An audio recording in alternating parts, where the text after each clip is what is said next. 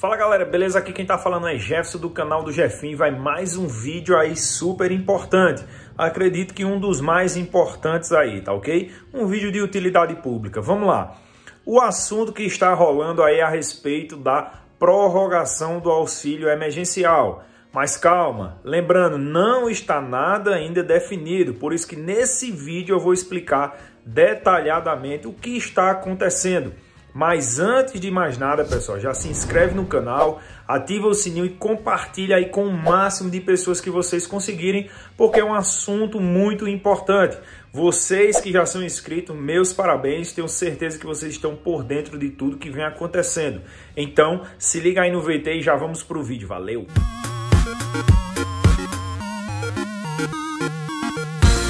Sim, galera, vamos ao que interessa.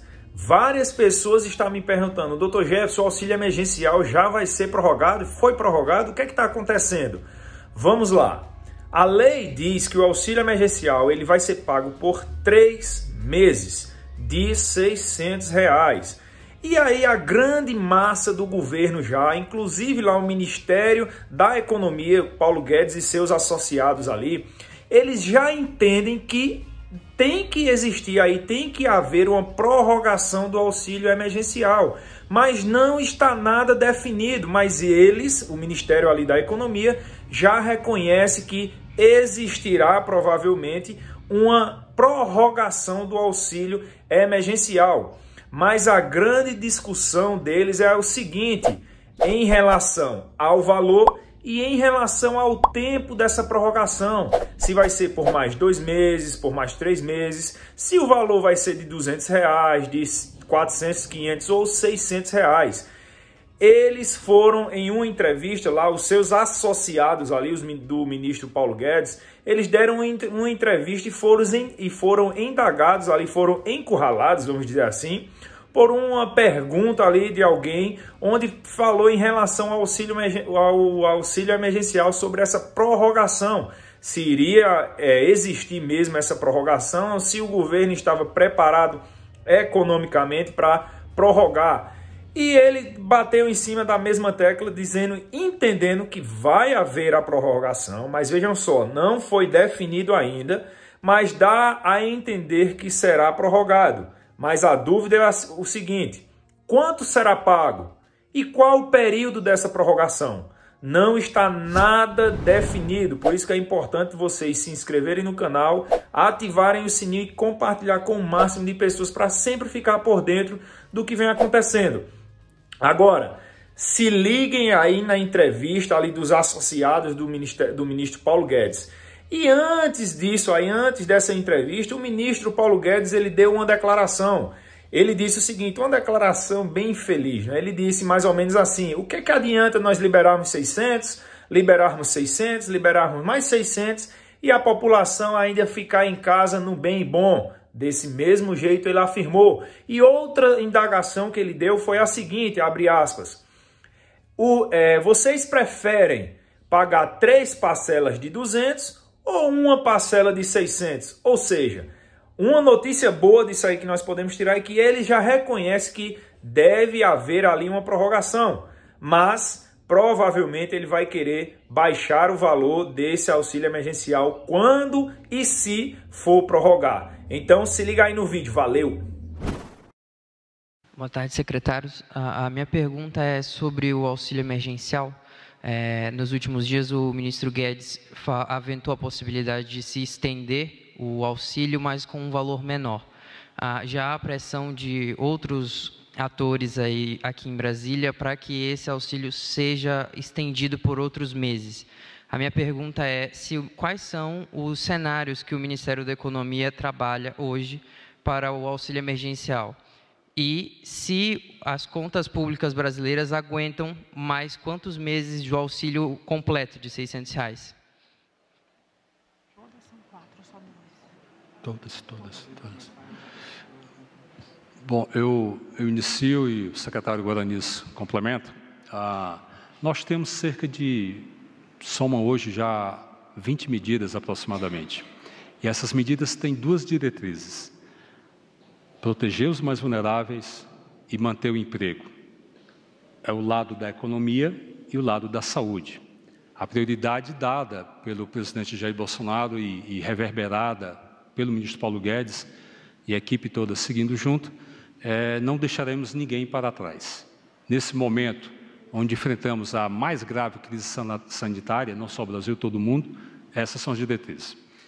O auxílio emergencial, dentre as medidas já tomadas, ele vai se aproximar hoje de um gasto de aproximadamente 151,5 bilhões de reais.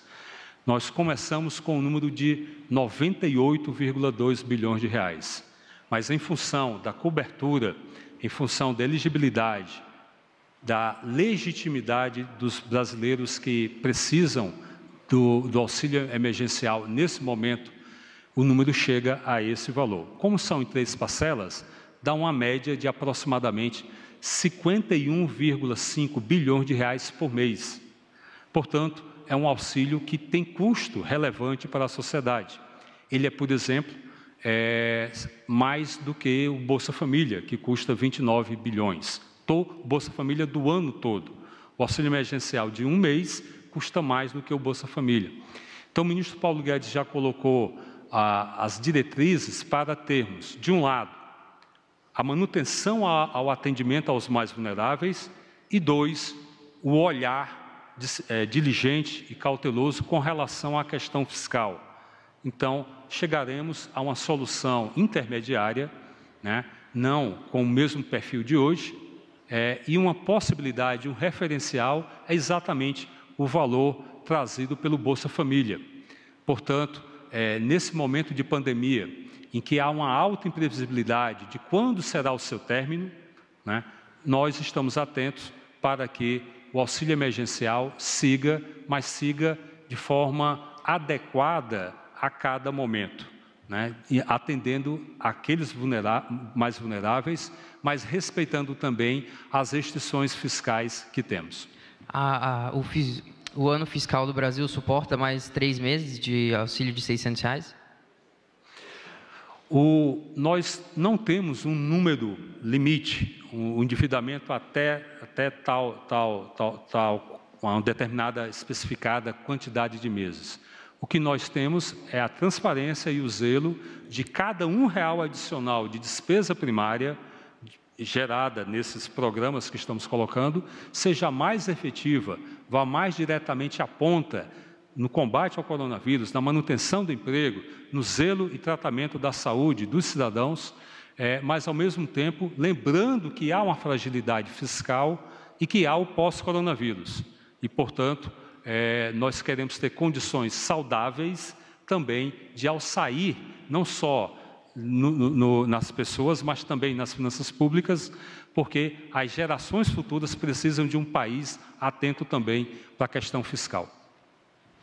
Só para complementar, acho que o auxílio emergencial nós temos percebido efeitos muito importantes, né, da política. Como a política de apoio ao vulnerável tem sido extremamente eficaz, né? De fato, as pessoas recebendo auxílio estão fazendo frente, dando conta das suas necessidades básicas. O que sempre nos norteou desde o começo é um auxílio emergencial, para o momento de emergência, né? Estamos previsto inicialmente por 3 meses, de fato. Valderi já colocou, temos um limite de quanto podemos nos endividar? Teoricamente não, mas toda dívida a gente vai ter que pagar, né? E o que é o imposto de todos nós aqui, que está sendo revertido por um auxílio.